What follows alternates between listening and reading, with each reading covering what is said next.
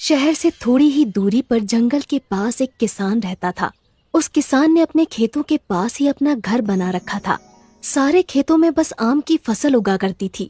उसे आम बेचकर बहुत ज्यादा आमदनी होती थी और वो शहर जाकर सारे आम थोक में बेच आता था। शहर और आसपास के सभी लोग उसे आम वाला कहकर पुकारते थे। उस आम वाले का एक छोटा बेटा भी था जिसका नाम कमल था। कमल शहर में रहकर नौकरी करता था और जब कभी भी उसका मन होता था तो वो अपने पिता के घर आ जाता था, क्योंकि शहर से उसका घर बस थोड़ी ही दूरी पर था। रक्षाबंधन से ठीक एक दिन पहले कमल शहर से अपने घर वापस आ जाता है और अपने पिताजी से कहता है, पापा, मैं रक्षाबंधन की छुट्टी लेकर घर आ गया हूँ और अगले 3-4 दिन तक यहीं रहूंगा। वो आम वाला कहता है, हाँ बेटा, तुम अंदर जाकर आराम करो, मैं जरा खेत देख कर आता हूँ। आजकल रात को बहुत सारे जानवर घुस आते हैं। वो किसान खेत देखने चला जाता है और थोड़ी देर बाद वापस आ जाता है। कमल अपने पिताजी से कहता है, पापा, मुझे लगता है हमें अब आम की खेती नहीं करनी चाहिए। एक तो आम केवल गर्मियों में होते हैं और फिर साल भर इंतजार करना पड़ता है। इससे अच्छा हम कोई ऐसी खेती क्यों ना करें जो पूरे साल भर पैदा होती हो और इससे हमें बहुत ज्यादा आमदनी भी होगी। तब कमल के पिताजी कहते हैं, तुम ठीक कहते हो बेटा, लेकिन मैं आम की खेती नहीं छोड़ना चाहता। मेरे बाप दादा भी आम की खेती किया करते थे। इतना कहकर कमल के पिताजी अंदर चले जाते हैं और कमल सोचने लगता है, अब पिताजी तो आम की खेती छोड़ने वाले नहीं।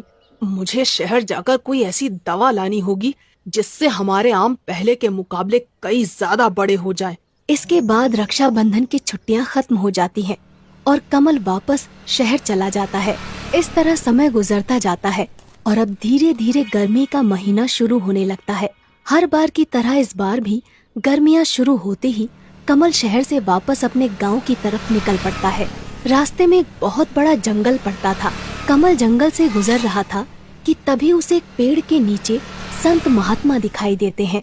कमल अपनी बाइक खड़ी करके संत महात्मा के पास जाता है और कहता है, प्रणाम महात्मा जी।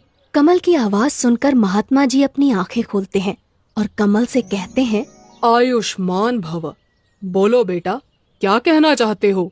कमल थोड़ा हिचकिचाते हुए कहता है, वो महात्मा जी, मेरे पिताजी सालों से आम की खेती करते आ रहे हैं, लेकिन आम की खेती से हमें ज्यादा पैसा नहीं मिलता। आप कोई उपाय बताइए ताकि हम ज्यादा से ज्यादा कमा सकें। तब वो महात्मा जी ध्यान लगाते हैं और उनके हाथ में एक दिव्य जल की मटकी प्रकट हो जाती है। महात्मा जी कमल से कहते हैं, बेटा, ये जादुई दिव्य जल है। इस मटकी के अंदर तुम जो कुछ भी रख दोगे वो जादुई हो जाएगा, लेकिन याद रहे, इसका उपयोग तुम केवल एक ही बार कर सकते हो। कमल वो मटकी लेकर अपने घर आ जाता है और रात भर सोचता है कि उसे जादुई जल का उपयोग कैसे करना चाहिए। तभी उसके दिमाग में एक आइडिया आता है, अगर मैं इस मटकी के अंदर एक आम को रख दूं, तो वो आम जादुई आम बन जाएगा। फिर मैं उस जादुई आम की मदद से जो चाहे वो कर सकता हूँ। और कमल बागीचे से एक आम तोड़कर उस मटकी में रख देता है और सो जाता है। अगली सुबह जब कमल सोकर उठता है तो उस मटकी का दिव्य जल गायब हो जाता है और उसके अंदर वो आम ज्यों का त्यों रखा हुआ था। कमल को महात्मा जी की बात याद आ जाती है, इस जादुई दिव्य जल का उपयोग तुम केवल एक ही बार कर सकते हो। कमल उस आम को मटकी से बाहर निकालता है और अब वो आम जादुई आम बन चुका था। कमल उस जादुई आम को हाथ में लेकर कहता है, मुझे एक बहुत बड़ा आम चाहिए। और देखते ही देखते वो छोटा सा आम एक बहुत बड़ा आम बन जाता है जो कमल से भी ऊंचा था। ये देखकर कमल की खुशी का ठिकाना नहीं रहता और वो खुशी से नाचने लगता है। तभी उसे पिताजी की आवाज सुनाई देती है। कमल तुरंत उस आम को वापस से छोटा करके अपने बैग में छुपा लेता है और अपने मन में सोचता है, पिताजी तो बहुत सीधे साधे आदमी हैं। अगर उन्हें इस जादुई आम के बारे में पता चल गया तो गड़बड़ हो सकती है। मुझे यहाँ से दूर वापस शहर जाना होगा। और अगले ही दिन कमल शहर जाने लगता है, लेकिन इस बार वो पैदल शहर को जा रहा था। ये देखकर कमल के पिताजी कहते हैं, बेटा कमल, क्या बात है, इस बार तुम अपनी मोटरसाइकिल नहीं लेकर जा रहे हो क्या? तब कमल कहता है, नहीं पिताजी, मुझे अब इस मोटरसाइकिल की जरूरत नहीं। मेरे दोस्त के पास बहुत सारी मोटरसाइकिल है। इतना कहकर कमल शहर की तरफ निकल पड़ता है। जंगल में पहुंचते ही कमल अपने बैग से वो जादुई आम बाहर निकालता है और उससे कहता है, मुझे एक जादुई विशाल आम की बाइक चाहिए। और देखते ही देखते वो आम एक बहुत बड़ी आम की बाइक बन जाता है। कमल उस जादुई आम की बाइक पर बैठकर पूरे जंगल का चक्कर लगाता है और आज उसे बहुत मजा आ रहा था। तभी अचानक जंगल में हाथी आ जाते हैं और कमल के पीछे पड़ जाते हैं। पहले तो कमल बहुत घबरा जाता है, लेकिन फिर वो अपनी आम की बाइक से कहता है, तुम इन हाथियों से भी बड़ी बाइक बन जाओ। और अगले ही पल कमल की आम की बाइक उस हाथी से भी बड़ी हो जाती है। और फिर क्या था, अपने सामने इतनी बड़ी आम की बाइक देखकर हाथी भी डर जाता है और वहाँ से भाग जाता है। शहर पहुँचने से पहले कमल अपनी आम की बाइक को बिल्कुल नॉर्मल बाइक बना लेता है ताकि शहर में किसी को उसके ऊपर शक ना हो। शहर पहुँचने के बाद कमल सोचता है, अब मुझे नौकरी करने की कोई जरूरत नहीं, मेरे पास जादुई आम की बाइक है। कमल अपनी नौकरी छोड़ देता है और अब वो दिन भर मस्ती करता था और रात होते ही अपनी बाइक को जादुई आम की बाइक बनाकर पूरे शहर का चक्कर लगाता था। कुछ दिनों तक इसी तरह चलता रहता है, लेकिन एक रात को कमल को उसका दोस्त देख लेता है और कहता है, अरे बाप रे, इतनी बड़ी आम की बाइक! अब मैं समझा कमल के पास इतना सारा पैसा आ कहाँ से रहा है।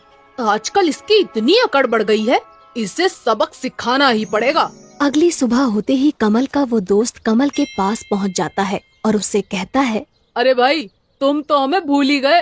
तब कमल कहता है, नहीं यार, ऐसा कुछ नहीं है, बस टाइम नहीं मिला इसलिए तुमसे मिल नहीं पाया।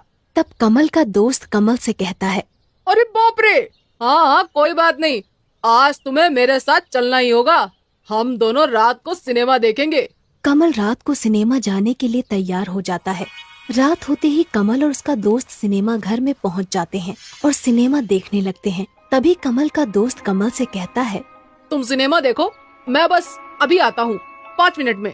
इतना कहकर कमल का दोस्त वहाँ से चला जाता है और कमल सिनेमा देखने में व्यस्त हो जाता है। कमल का दोस्त तुरंत अपनी गाड़ी से कमल के रूम पर पहुँच जाता है। वहाँ उसकी बाइक खड़ी हुई थी। अच्छा, तो ये है वो विशाल आम की बाइक। इसी की वजह से आजकल कमल बहुत भाव खाने लगा है। आज मैं इसका किस्सा ही खत्म कर देता हूँ। इसके बाद कमल का दोस्त पेट्रोल डालकर कमल की बाइक में आग लगा देता है और देखते ही देखते उसकी बाइक जलकर राख हो जाती है। कमल का दोस्त वापस कमल के पास सिनेमा घर में पहुंच जाता है।